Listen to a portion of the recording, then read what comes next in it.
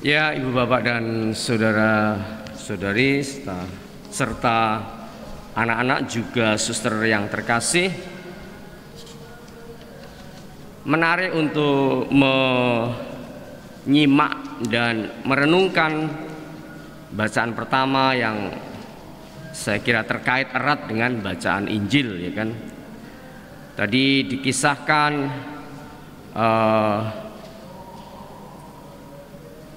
seorang janda yang ditemui oleh Nabi Elia, ya kan.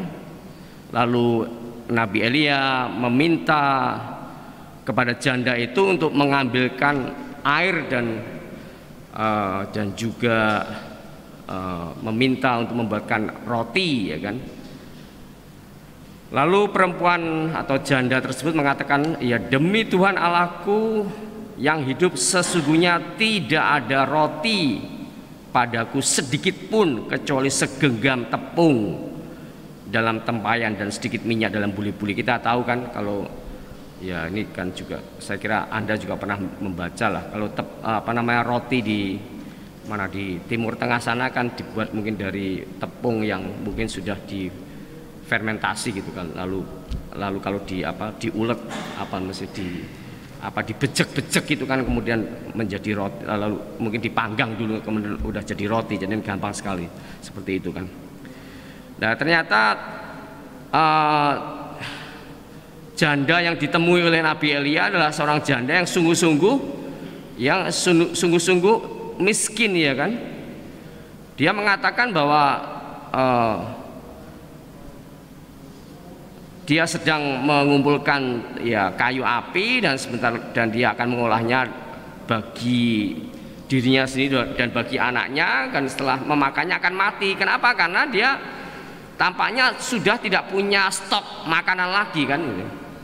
Jadi, nah lalu Nabi Elia, ya kita tahu ya Nabi itu sebagai ya representasi kan, perwakilan dari Allah sendiri ya, atau juga adalah suara dari Allah sendiri, tetap meminta ya kan kepada janda tersebut untuk tetap membuatkan roti kan ya, dengan mengatakan, jangan takut, pulanglah dan buatlah seperti yang kau katakan, tetapi buatlah lebih dulu bagiku sepotong roti bundar kecil daripadanya.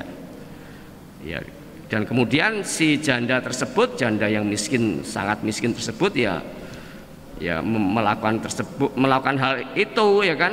Dan apa yang terjadi, ya kan, bahwa tepung dalam tempayan itu tidak habis dan minyak dalam buli-buli tidak berkurang, ya, sesuai dengan firman Tuhan yang diucapkannya dengan pengantaran Nabi Elia tersebut. Nah, tentu ini di dalamnya ada pesan, ya, pesan rohani yang ya bisa kita renungkan dan bisa kita jadikan ya bahan introspeksi kan, seperti itu. Tentu artinya juga jangan serta-merta ini dipraktekkan. Nah, misalnya kalau ya saya kira nggak mungkin terjadi lah, misalnya di antara ibu bapak yang misalnya hanya punya stok beras yang terbatas kemudian dikasihkan ke orang, ya itu kan juga tidak bijak, maksudnya juga bukan itu kan artinya. Artinya dari kisah Nabi Elia dan janda miskin ini ya ingin dikatakan bahwa Allah akan senantiasa menjaga, ya kan. Allah akan senantiasa menjaga, ya kan, akan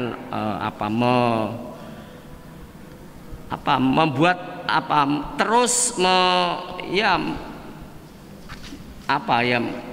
menjaga atau membuat tidak kurang, ya karena demikian kan. Kalau orang sungguh-sungguh mau dengan penuh ketulusan dan penuh iman juga mau berbagi dengan sesama, seperti itu kan.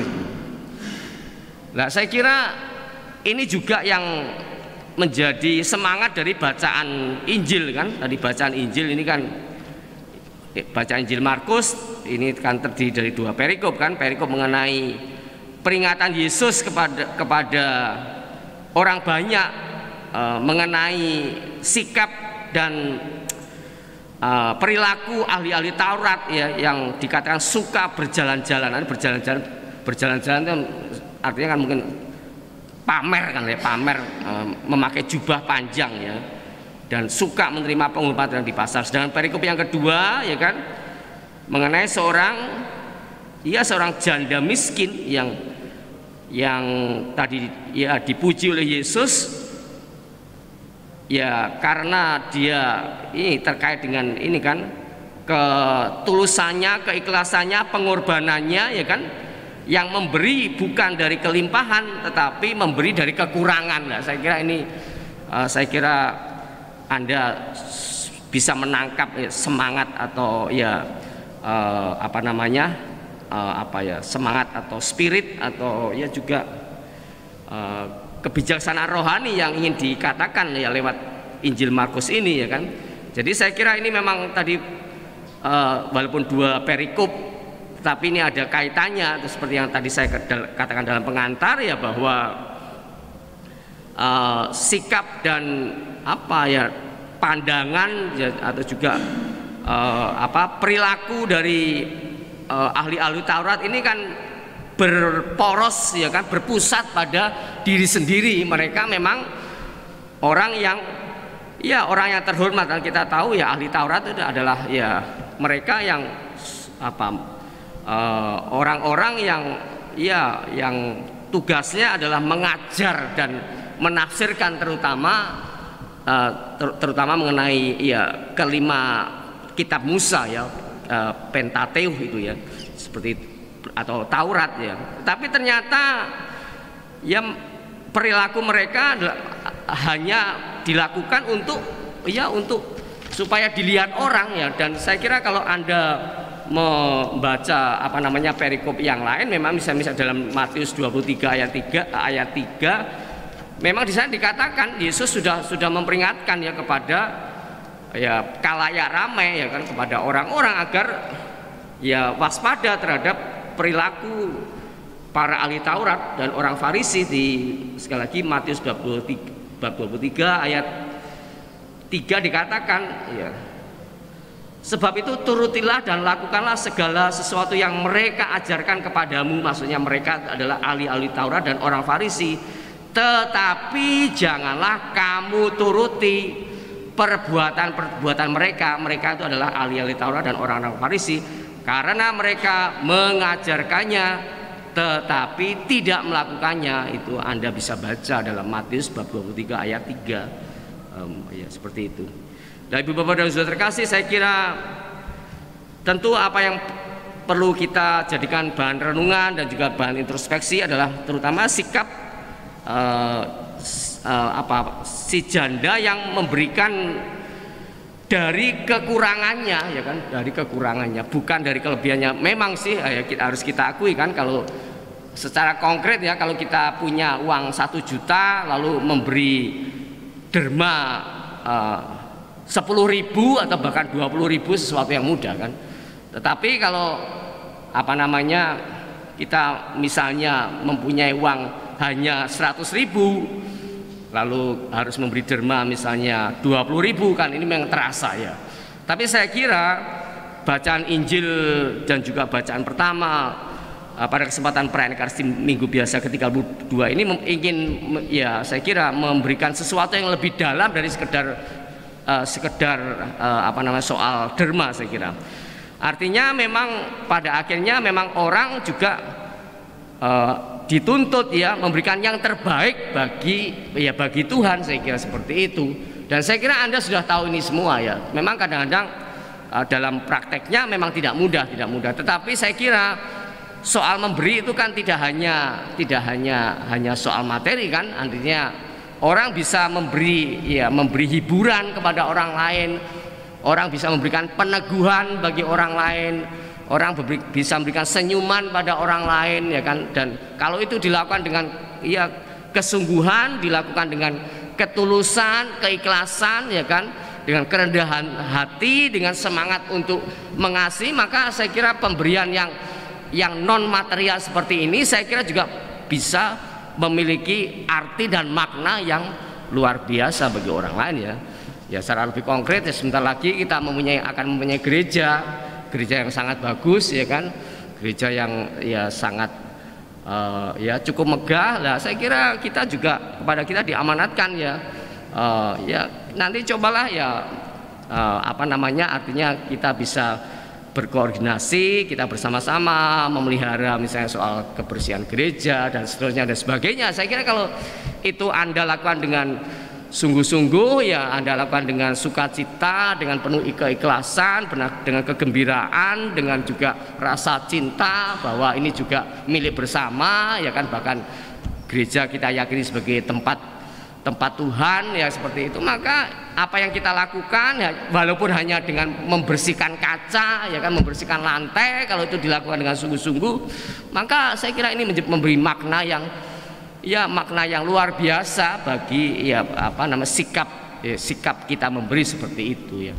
Dan ini juga mengingatkan kita akan kata-kata saya kira Bapak Paus Fransiskus ya. Beliau mengatakan bahwa sebenarnya tidak ada orang yang sangat kaya sehingga dia tidak memerlukan sesuatu pemberian dari orang lain, dan juga sebenarnya tidak ada orang yang begitu miskin sehingga dia tidak bisa memberi sesuatu.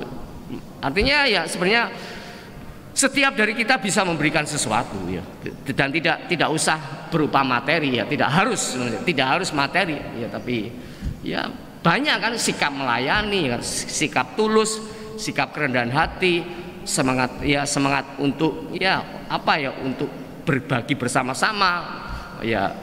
Seperti tadi saya katakan, kalau nanti gereja kita baru sudah dipakai, itu menjadi tugas yang tidak mudah kan. Bangunan yang luas, bangunan yang baru, bangunan yang bersih juga memerlukan ini kan, memerlukan juga usaha, perjuangan untuk menjaganya, untuk memeliharanya supaya tetap bersih, tetap indah, tetap nyaman untuk dijadikan tempat ibadah dan sebagainya. Dan kalau kita mempunyai apa namanya sikap seperti ini, mempunyai pandangan seperti ini, dan kemudian kita melakukannya dengan ya ikut serta dalam ya membersihkan ya kan, menjaga kebersihan dan seterusnya dan sebagainya, saya kira ini juga memiliki makna seperti itu tadi kan.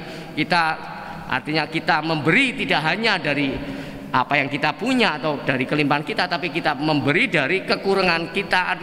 Artinya kita terus belajar untuk memberi ya kan, memberi. Dan saya kira seperti sekali lagi yang dikatakan oleh Bapak Paus, sebenarnya tidak ada orang yang begitu kaya sehingga dia tidak perlu sesuatu dari orang lain, dan tidak ada juga orang yang begitu miskin sehingga dia tidak bisa memberi sesuatu. Saya kira apa yang dikatakan oleh Bapak Paus benar sekali. Maka mari pada kesempatan ini kita sungguh bersyukur ya kan atas Tuhan kita Yesus Kristus yang memberikan dirinya seutuhnya sepenuhnya kepada kita, sehingga kita dimungkinkan, kita mempunyai semangat untuk memberi kepada sesama dan kepada Allah. Dan yakinlah dengan memberi dengan ketulusan, dengan penuh rasa ketulusan, keikhlasan, dengan kerendahan hati, dengan penuh cinta kasih, maka diri kita akan tumbuh berkembang menjadi pribadi yang dewasa ya, pribadi ya seperti juga Allah dalam diri putranya Yesus yang memberi ya kan, memberi sampai tuntas ya kan, sampai seutuh-utuhnya. Dan itu yang dikatakan oleh almarhum Santa Mother Teresa ya, bahwa kalau kita mencintai, tidak artinya cinta itu tidak hanya sesuatu yang romantis, yang menyenangkan, tapi mencintai bahkan sampai terluka ya, sesuatu yang memang tidak mudah. Tapi itulah yang diamanatkan khususnya oleh Injil pada kesempatan perayaan Ekaristi Minggu Biasa ke-32. Mari kita bangkit berdiri, kita nyatakan iman kepercayaan kita dengan mendoakan syahadat singkat para rasul. Aku percaya akan Allah Bapa yang Maha Kuasa, penciptaan Yesus Kristus putranya yang tunggal Tuhan kita, yang dikandung dari Roh Kudus, dilahirkan oleh perawan Maria, yang menderita sengsara dalam pemerintahan Pontius Pilatus, disalibkan, wafat dan dimakamkan, yang turun ke tempat penantian pada ketika bangkit, yang naik ke surga, duduk di sebelah kanan Allah Bapa yang Maha Kuasa. Dari situ yang akan datang mengadili orang hidup dan mati.